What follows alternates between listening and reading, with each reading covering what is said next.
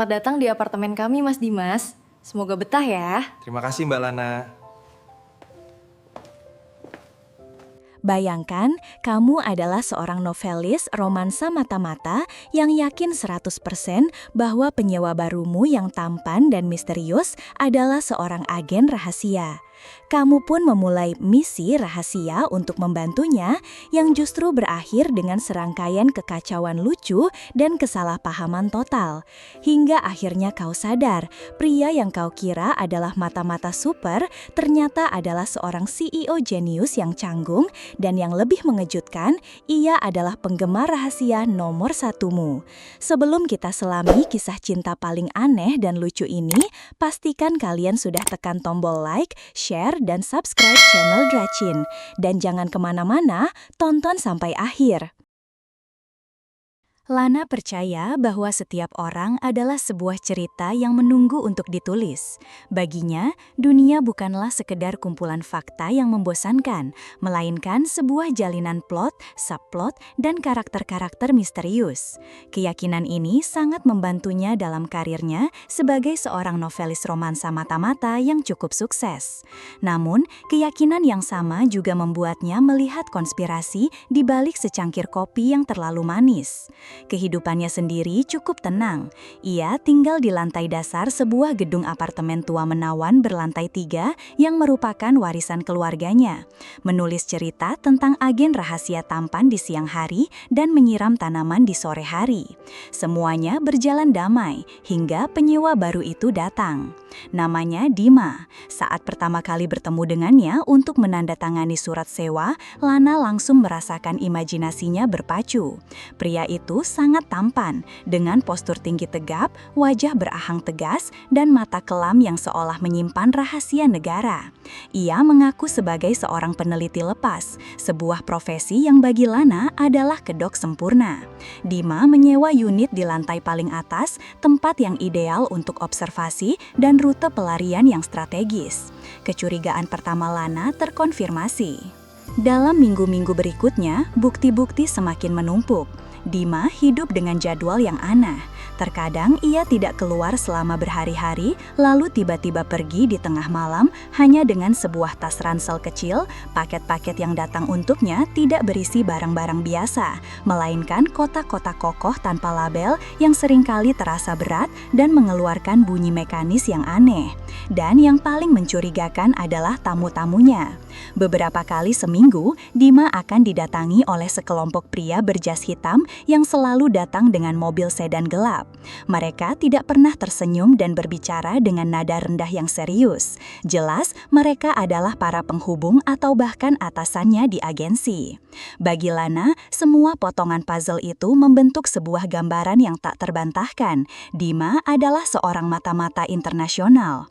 Mungkin seorang agen yang sedang dalam pelarian atau mungkin sedang menjalankan misi penyamaran yang sangat berbahaya di kota mereka. Jantung Lana berdebar kencang, bukan karena takut, melainkan karena antusias. Ini seperti salah satu novelnya menjadi nyata, tepat di atas langit-langit kamarnya. Ia menatap ke atas, membayangkan Dima sedang merakit sebuah alat canggih atau menerima instruksi rahasia melalui satelit. Ia tidak tahu bahwa di lantai atas, Dima, seorang CEO yang canggung sosial, sedang frustrasi karena tidak berhasil merakit sebuah prototipe robot pembuat kopi. Setelah mengumpulkan cukup bukti, Lana memutuskan bahwa ia tidak bisa hanya diam saja. Sebagai seorang warga negara yang baik dan sebagai seorang penulis yang memahami bahaya dunia spionase, adalah tugasnya untuk membantu sang agen rahasia. Tentu saja, ia harus melakukannya secara diam-diam. Seorang mata-mata sejati pasti akan menolak bantuan dari warga sipil.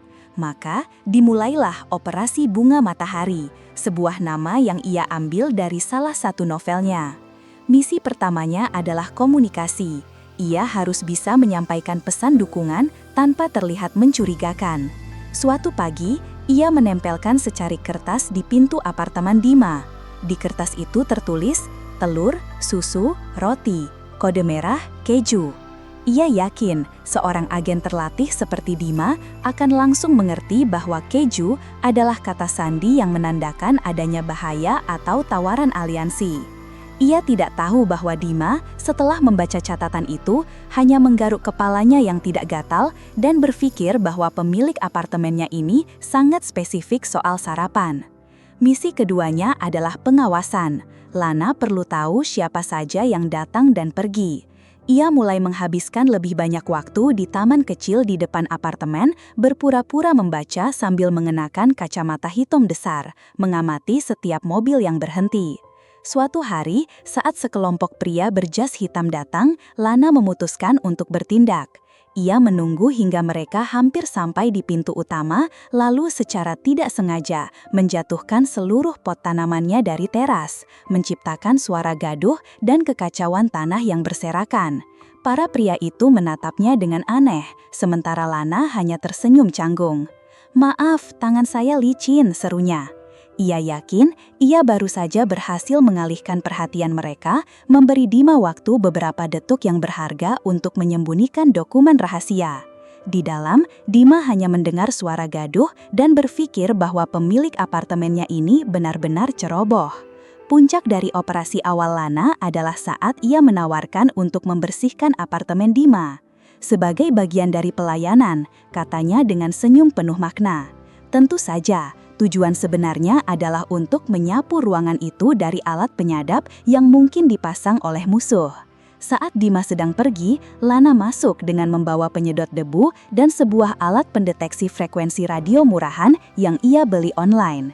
Ia tidak menemukan apa-apa, tentu saja. Namun, ia membersihkan setiap sudut apartemen itu dengan sangat teliti.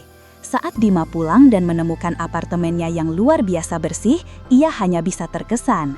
"Pemilik apartemenku ini sangat berdedikasi," gumamnya pada dirinya sendiri, sama sekali tidak menyadari bahwa ia baru saja menjadi subjek dari sebuah operasi kontraspionase yang gagal total. Kehidupan Lana kini memiliki ritme yang baru dan mendebarkan. Pagi hari, ia menulis tentang petualangan agen rahasia fiktifnya, dan sore hari, ia menjalankan misi rahasia sungguhannya. Hubungannya dengan Dima pun berkembang dengan cara yang aneh.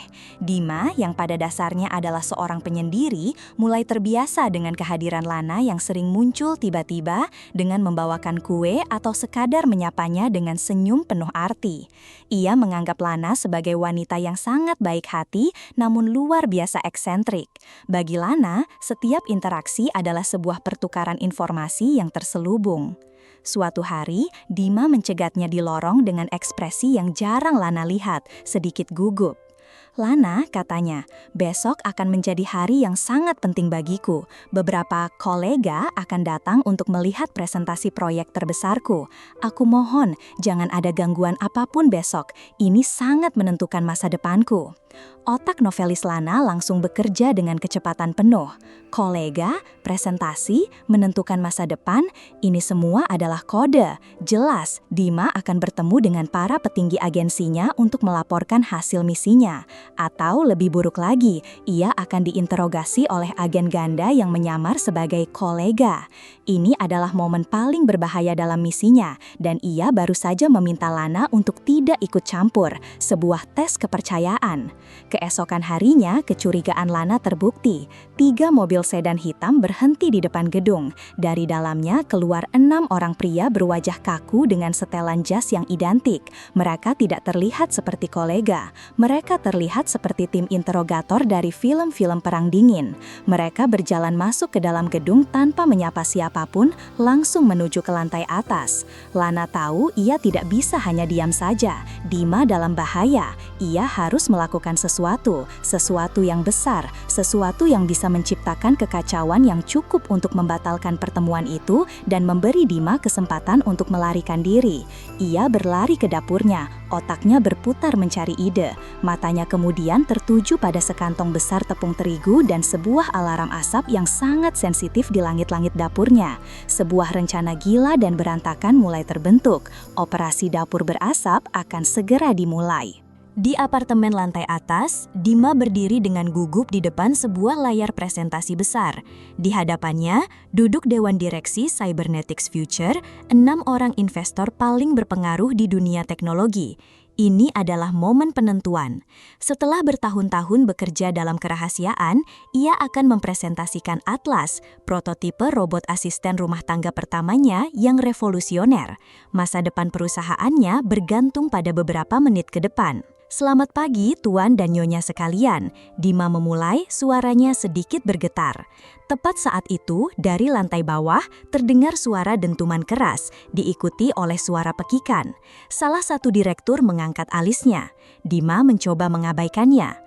Atlas bukan sekadar mesin, lanjutnya mencoba menjaga fokus. Tiba-tiba, bau gosong yang sangat menyengat mulai merayap masuk ke dalam apartemennya melalui ventilasi udara. Beberapa direktur mulai terbatuk. Di lantai dasar, dapur Lana kini terlihat seperti lokasi bencana. Ia dengan sengaja tersandung saat membawa sekantong besar tepung terigu, membuatnya meledak dan menyelimuti seluruh ruangan dengan kabut putih.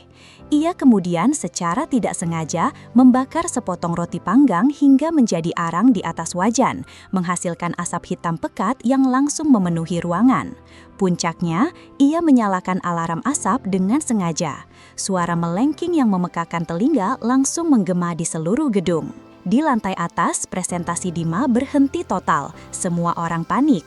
Alarm berbunyi, asap mulai terlihat dan bau gosong semakin kuat. "Evakuasi, semuanya keluar!" teriak salah satu direktur. Pertemuan itu berakhir dalam kekacauan. Para direktur yang marah dan terbatuk-batuk bergegas menuruni tangga, melewati dapur Lana yang kini penuh dengan tepung dan asap. Mereka melihat Lana berdiri di tengah kekacauan itu dengan wajah penuh jelaga dan ekspresi polos yang dibuat-buat. "Maaf, aku sedang mencoba resep baru," serunya di antara bunyi alarm. Dima adalah orang terakhir yang turun. Ia menatap dapurnya yang hancur, lalu menatap Lana. Ia tidak tahu harus merasakan apa. Marah karena pertemuan paling penting dalam hidupnya baru saja dihancurkan, atau terkesan dengan skala kekacauan yang berhasil diciptakan oleh wanita ini. Ia menatap mata Lana yang berbinar di balik noda jelaga, dan ia sadar pemilik apartemennya ini bukan hanya eksentrik, ia adalah sebuah kekuatan alam yang tak terduga. Setelah petugas pemadam kebakaran datang dan menyatakan bahwa itu hanyalah alarm palsu akibat insiden memasak, dan setelah para direksi pergi dengan gerutuan dan janji akan menjadwal ulang pertemuan, keheningan yang canggung akhirnya menyelimuti gedung apartemen itu. Dima berdiri di ambang pintu dapur Lana yang masih berantakan, menatap wanita yang kini sedang mencoba membersihkan lautan tepung di lantai. "Lana," panggil Dima, suaranya tenang namun syarat akan kebingungan. "Kita perlu bicara." Mereka duduk di taman kecil di belakang gedung. Dima menatap Lana dengan tatapan yang tajam. "Aku perlu tahu," katanya, "apa yang sebenarnya terjadi di dapur tadi dan semua hal aneh lainnya. Catatan berkode, pot bunga yang jatuh, aku perlu tahu kenapa kau melakukannya." Jantung Lana berdebar kencang. Inilah saatnya, interogasi. Ia tahu Dima sedang menguji loyalitas dan kecerdikannya. Ia tidak boleh terlihat seperti warga sipil biasa. Ia harus menjawab seperti seorang sekutu yang kompeten. "Aku tidak bisa memberitahumu semuanya," jawab Lana dengan suara rendah dan penuh misteri. "Itu akan membahayakan misimu. Anggap saja aku sedang menjaga aset penting, dan terkadang pengalihan perhatian yang terkalkulasi adalah strategi terbaik untuk melindungi aset tersebut dari pihak-pihak yang tidak bersahabat." Dima mengerutkan keningnya. Aset, misi, pihak tidak bersahabat. Jawaban Lana justru membuatnya semakin bingung. "Pihak tidak bersahabat siapa yang kau maksud? Mereka adalah dewan direksiku." Lana tersenyum tipis, sebuah senyum yang ia pelajari dari karakter mata-mata di novelnya. "Tentu saja itu yang akan mereka katakan padamu," balasnya penuh arti. "Dinding pun punya telinga, Dima. Kau harus lebih berhati-hati." Kesalahpahaman di antara mereka kini telah mencapai tingkat yang absurd. Dima mengira pemilik apartemennya ini mungkin sedikit tidak waras, namun hatinya yang tulus membuatnya sulit untuk benar-benar marah. Lana, di sisi lain, merasa bangga karena telah berhasil melewati ujian pertamanya. Di tengah semua kebingungan itu, saat mereka saling menatap, sebuah percikan tawa kecil muncul dari bibir Dima yang kemudian menular pada Lana. Mereka tertawa bersama, tawa lega yang lahir dari kekacauan. Untuk pertama kalinya, mereka tidak lagi hanya sekedar penyewa dan pemilik. Mereka adalah dua orang yang berbagi sebuah rahasia. Meskipun rahasia yang mereka pikir mereka bagi adalah dua hal yang sama sekali berbeda. Beberapa hari setelah operasi dapur berasap, kehidupan di apartemen kembali normal, atau setidaknya senormal yang bisa diharapkan. Dima, yang kini melihat Lana sebagai sosok eksentrik yang harus dilindungi, menjadi lebih terbuka. Ia bahkan sesekali mengundang Lana ke apartemennya untuk menunjukkan penemuan barunya. Tentu saja dengan penjelasan yang sangat teknis dan membosankan, yang bagi Lana adalah laporan misi yang disandingkan dengan sempurna. Suatu sore, saat Dima sedang menerima sebuah paket penting, salah satu asetnya yang paling berharga berhasil melarikan diri. Atlas Junior, sebuah prototipe robot pembersih berbentuk bola kecil yang sangat cepat dan cerdas, menyelinap keluar dari pintu apartemen yang sedikit terbuka. Robot itu meluncur menuruni tangga dengan kecepatan tinggi. Lana, yang sedang menyiram tanamannya di teras, melihat bola metalik aneh itu melesat keluar dari gedung. Otaknya langsung berteriak, "Aset dalam bahaya!" Ia yakin itu adalah sebuah alat mata-mata canggih, mungkin sebuah bom mini atau alat perekam rahasia. Tanpa pikir panjang, ia menjatuhkan selang airnya dan berlari mengejar. Pengejaran itu adalah sebuah adegan komedi di tengah jalanan yang ramai. Atlas Junior dengan sensornya yang canggih, dengan lincah menghindari pejalan kaki dan tiang listrik. Lana dengan tekad membara, melompati bangku taman dan meluncur di atas kap mobil untuk menangkapnya. Akhirnya, di sebuah gang buntu, ia berhasil menyudutkan robot itu. "Kena kau, agen kecil," serunya sambil menerkam. Tepat saat itu, Dima tiba dengan napas terengah-engah. "Lana, apa yang kau lakukan? Hati-hati, itu sangat rapuh." "Tenang Dima, asetnya aman," balas Lana, memeluk robot bola itu dengan erat seolah itu adalah bayi. "Aku akan menjinakkannya." Melihat Lana mencoba berbicara dengan prototipe robotnya, Dima akhirnya tidak tahan lagi. Ia menepuk dahinya. "Lana," katanya dengan suara lelah, "itu bukan alat mata-mata, itu adalah penyedot debu."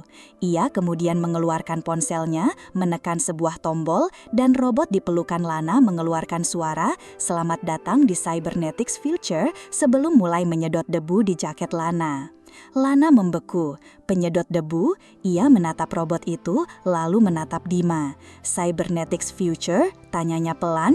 "Perusahaan robotik yang baru saja mendapatkan pendanaan terbesar tahun ini?" Dima mengangguk pelan, "Dan aku adalah pendiri sekaligus CEO-nya." Topeng mata-mata itu akhirnya terbuka, meninggalkan Lana yang berdiri mematung di tengah gang, memeluk sebuah penyedot debu yang sangat mahal dengan perasaan malu yang luar biasa. Rasa malu yang dirasakan Lana begitu besar hingga ia merasa ingin menggali lubang dan tidak pernah keluar lagi. Ia, seorang novelis yang membanggakan imajinasinya, telah membuat kesalahan paling konyol dalam hidupnya. Ia mengira seorang CEO jenius adalah mata-mata internasional. Ia menghabiskan berminggu-minggu menjalankan misi rahasia yang ternyata hanya mengganggu pekerjaan pria itu. Dan puncaknya, ia baru saja melakukan pengejaran dramatis untuk menangkap sebuah penyedot debu. Selama 2 hari berikutnya, Lana mengunci diri di apartemennya. Ia tidak berani keluar, tidak berani menatap wajah Dima. Ia bahkan berpikir untuk menjual gedung apartemen itu dan pindah ke kota lain.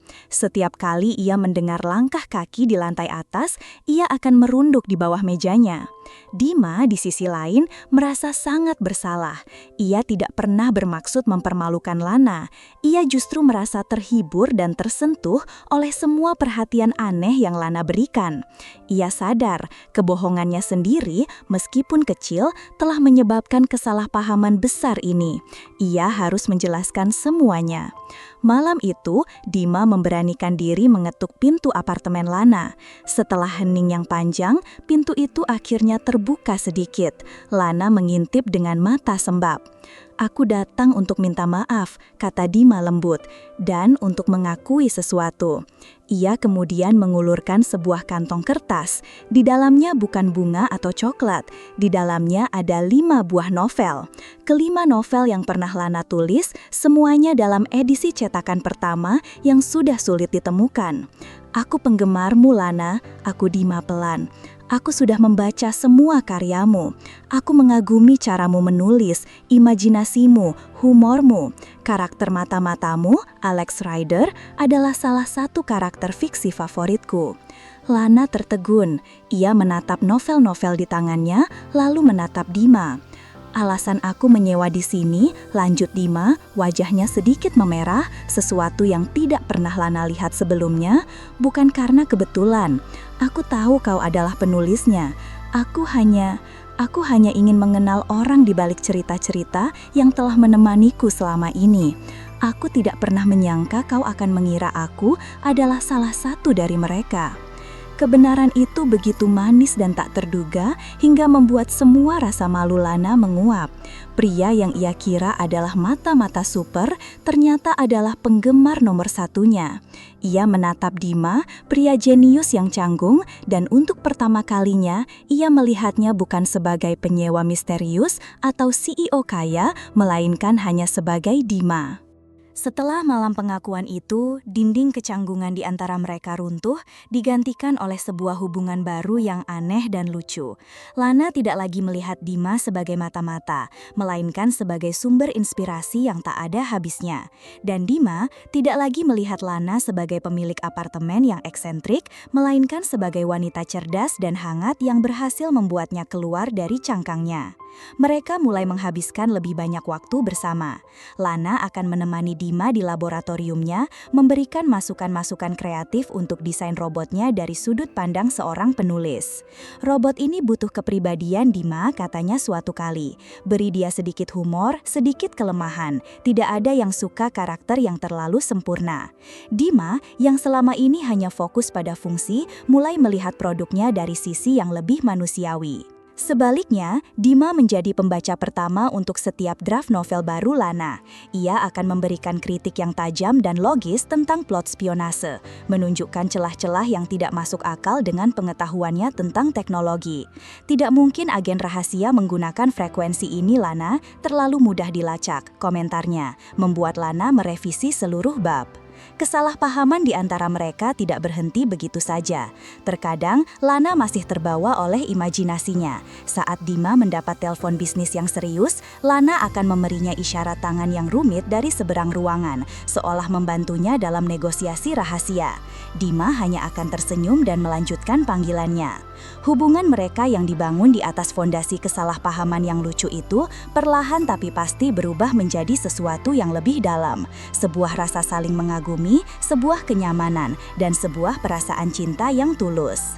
Suatu sore, saat mereka sedang duduk di taman, Dima menatap Lana dengan serius. "Aku punya proposal baru untukmu," katanya, "bukan tentang robot atau novel."